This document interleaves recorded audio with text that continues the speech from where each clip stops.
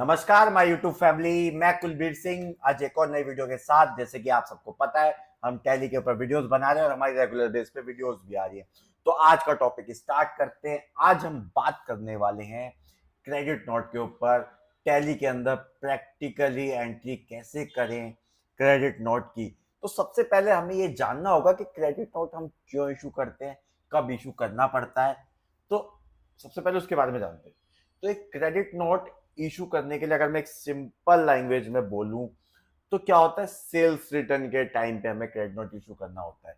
जब हमने कोई सेल्स की और किसी कारण से वो सेल्स हमको रिटर्न हो गई, हमारे पास वापसी आ गई, सामने वाले कस्टमर ने हमें वापसी कर दी, तो उस केस में हम सामने वाली पार्टी को एक क्रेडिट नोट इशू करते हैं, जो कि हम कहते हैं सेल्स रिटर्न होना। तो क्रेडिट नोट इशू करना, ठीक है। तो ये मतलब होता है। और कब इशू करते हैं, जब हमारे पास सेल्स रिटर्न आई उसके जस्ट बाद ही हम उसको क्रेडिट नोट को इशू कर देते हैं, ठीक है। तो स्टार्ट करते हैं प्रैक्टिकल नॉलेज, ठीक है। तो सबसे पहली चीज, हमारे पास क्रेडिट नोट किसके अगेंस्ट आया, हम ये देखते हैं कि हमने किस किस पार्टी को सेल किया है और हम किस पर क्रेडिट नोट कट करेंगे, ठीक है। अभी हम प्रैक्टिकली कर रहे हैं यहाँ पे। जब आप वहां पे करोगे कंपनी में वर्क, तो आपको पता होगा किसके अगेंस्ट आई है वो सब चीजें। बट अभी हम यहाँ पे दिखाते हैं आपको। तो सेल्स रजिस्टर के अंदर जाने के लिए शॉर्टकट की क्या है, DAS, display accounts book and sales register.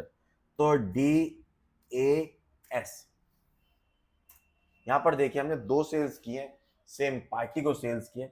अभी हम जो क्रेडिट नोट इशू करेंगे वो बिल नंबर 1 पे करेंगे।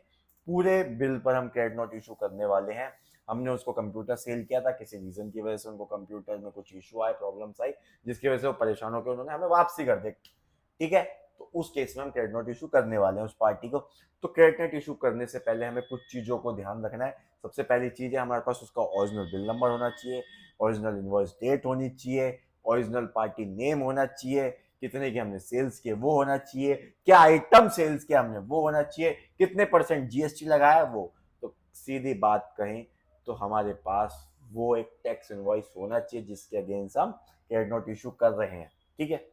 तो हम बिल नंबर 1 पे करेंगे, ठीक है। और कंप्यूटर बिल आदित्य सिंह को हमने सेल्स की थी।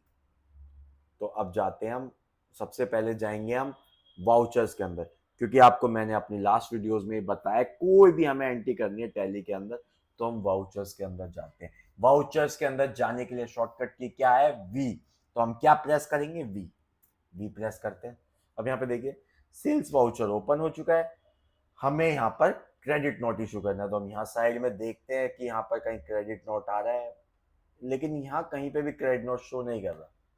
तो हमें क्रेडिट नोट की एंट्री करने के लिए क्या करना होगा।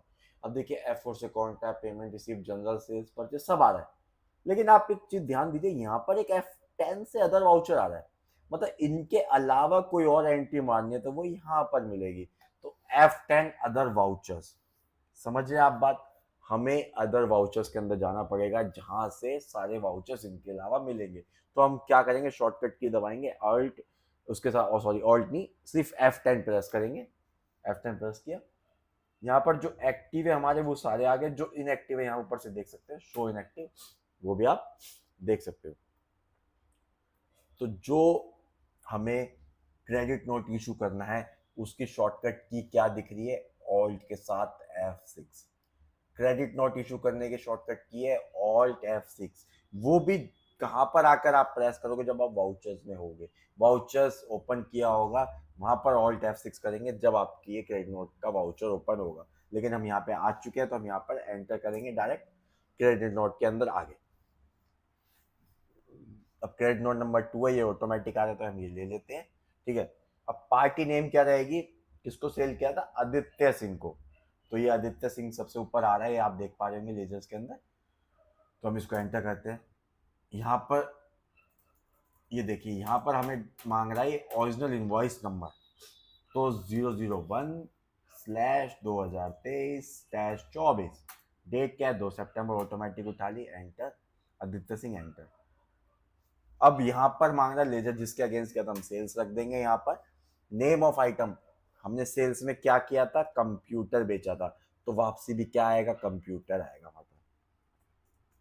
हमने कंप्यूटर लिया, एंटर। कितने कंप्यूटर सेल किए थे? एक कंप्यूटर सेल किया था। कितने का किया था? 50,000 का। जैसे यहाँ पे इसने ऑटोमेटिक पकड़ लिया, अगर नहीं पकड़ता है तो आप अपने आप से भी डाल सकते हैं अमाउंट वहां से देख के। एंटर एंटर एंटर एंटर करेंगे। अब यहाँ पर हमें टैक्स लगाना है। जब हमने सेल करते हुए आउटपुट लगाया तो वापसी भी आउटपुट ही लेंगे। तो यहाँ पर हम क्या करेंगे? CGST आउटपुट 4500 रुपये और SGST आउटपुट। टैक्स लग गया, एंटर करेंगे। Enter enter. यहाँ पर वो पूछा GST डिटेल या ई-वे बिल डिटेल, ऐसी कोई डिटेल नहीं है हमारे पास, तो नो कर देंगे उसको। एंटर करेंगे। अब अगेन रेफरेंस हम किसके अगेंस्ट काटे? नहीं, हम न्यू रेफरेंस कर देंगे, क्रेडिट नोट नया है तो 2 नंबर ऑटोमेटिक आ गया, 59,000 आ गया। ये हम इसको सेव कर देंगे, कंट्रोल A के साथ हम इसको सेव कर देंगे। ठीक है, तो इस तरह से हमारा क्रेडिट नोट कट हो गया। अब हमें रिपोर्ट देखने की, क्रेडिट नोट का इफेक्ट क्या पड़ा हमारी बुक्स पर। हमने सेल्स करी, सेल्स रिटर्न आई हमारे पास, ठीक है, तो हमने उसके अगेंस्ट क्रेडिट नोट इशू किया। अब क्रेडिट नोट इशू किया जब भी तो हमारी बुक्स में पता लगा कि हमारी सेल्स रिटर्न हुई है, तो हम उसको कैसे देखेंगे? आप ये समझिए, हमें अपनी सेल्स में इसका इफेक्ट कैसे पता लगेगा वो देखना है हमें। तो हम क्या करेंगे? सबसे पहले P&L पे जाएंगे, प्रॉफिट एंड लॉस अकाउंट। तो प्रॉफिट एंड लॉस अकाउंट ये देख पा रहे हैं, उसकी शॉर्टकट की क्या है? P। तो प्रॉफिट लॉस की शॉर्टकट की पे हम P प्रेस करेंगे।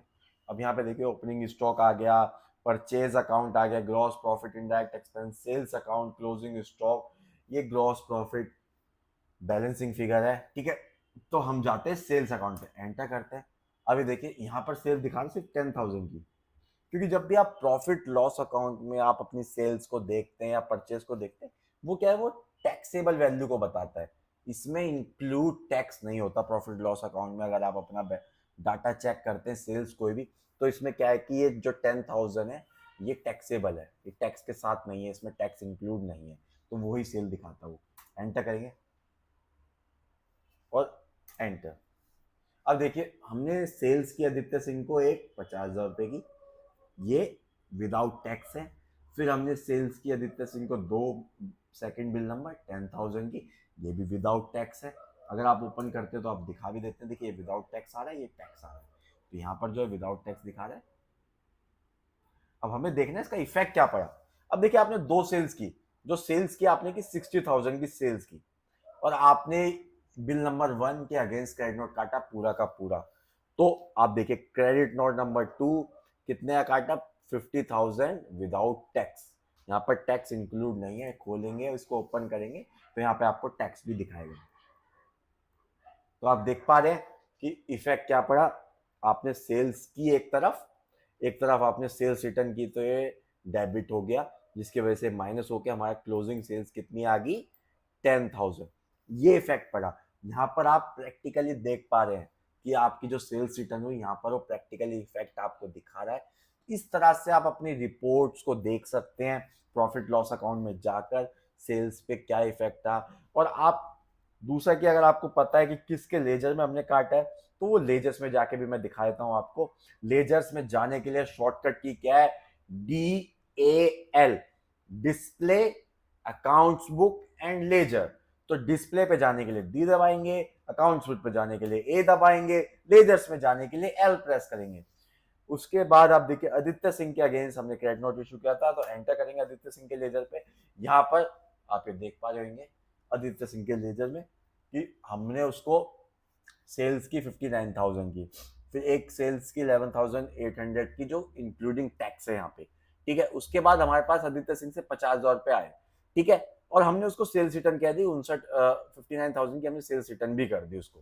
तो इन दोनों का जो डिफरेंस है ये 38,200 रुपीज, मतलब क्लोजिंग बैलेंस क्रेडिट में आ रहा है। मतलब 38,200 रुपये हमें 38,200 रुपीज हमें पे करना है, ठीक है। तो ये बैलेंस उसका बचा, क्योंकि पेमेंट हमारे पास पहले आ चुकी थी, उसके अगेंस्ट हमने क्रेडिट नोट इशू कर दिया। या फिर आप उसके अगेंस्ट पेमेंट है तो उस पेमेंट को अब इन फ्यूचर जब भी वो हमसे कभी परचेस करेगा तो ये हम उससे पेमेंट कम लेके उसको एडजस्टमेंट कर देंगे अपने बिजनेस में, लॉन्ग टर्म के लिए चलेगा। वो बिजनेस एंट्रीज होती हैं, वो कैसे एडजस्टमेंट करनी है जब आप करेंगे एंट्रीज, तो वो डिपेंड करता है सिनेरियो क्या बनता है, क्या कस्टमर चाहता है, कैश चाहता है या फिर क्रेडिट नोट चाहता है, वो डिपेंड करता है, ठीक है। तो ये सारी इस तरह से एंट्रीज होती हैं, इस तरह से आप लेजर चेक करते हैं और इस तरह से आप क्रेडिट नोट काटते हैं। मैं दोबारा बताऊंगा बेसिक्स क्या है, क्रेडिट नोट क्यों काटा जाता है। सीधा सीधा फंडा है, सेल्स रिटर्न। आपके पास आपने कोई सेल्स की, वो आपके पास रिटर्न आ गई, उसके अगेंस्ट हम क्रेडिट नोट इशू करते हैं। सीधा सीधा फंडा ये है बेसिक के लिए, ठीक है। तो अगर आपको आज की वीडियो अच्छी लगी तो प्लीज जाएं चैनल पे यार, सब्सक्राइब कर दिया करो। सब्सक्राइब करने के कोई पैसे नहीं लगते, बल्कि आपको नॉलेज मिल रही है यहाँ पर। तो प्लीज सब्सक्राइब करो, नई नई नॉलेज गेन करते रहो अकाउंटिंग में, ठीक है। तो आज के लिए इतना ही, थैंक यू।